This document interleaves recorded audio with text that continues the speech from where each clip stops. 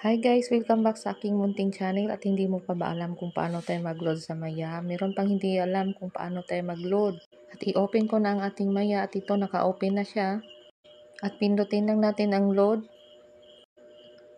At pagka-open nito ay makikita natin merong TM, Smart, Globe at iba't iba pang pwedeng maludan. Dahil Globe ang aking number, so Globe na lang ang pipiliin ko. At pindutin na lang natin ang Globe.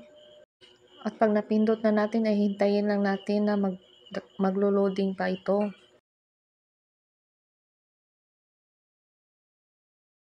At ito na may mapagpipilian na tayo, may 10 na regular load, 20 at 140.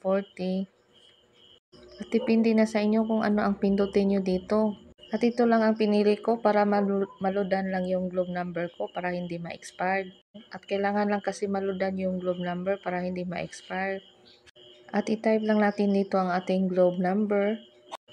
Ayan guys, pagkatapos natin ma-type ay i-tap na natin ang continue.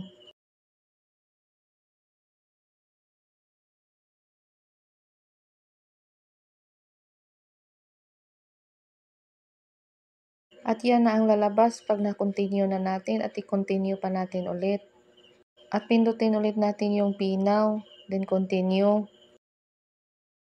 At dito guys, naka-processing na siya. Mga ilang minuto lang ay ma-receive na natin sa ating mobile number, sa ating globe number.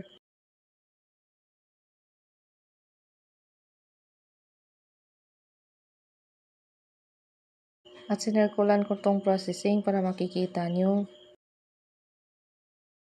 At maya-maya na lang ay papasok na yan sa ating number.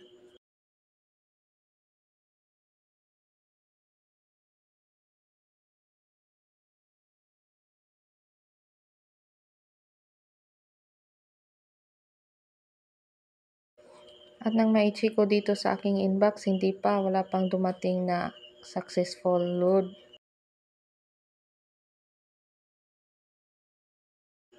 Pero na-receive naman doon sa number na niloadan ko. At balik tayo dito sa application ni Pimaya at tingnan natin yung transaction. At ayan, yung 30 balance ko ay 20 na lang, nabawasan siya. So it means na-load na nga po yung number. At dito naman sa transaction history ay makikita natin na naka-minus 10 na yung balance ko.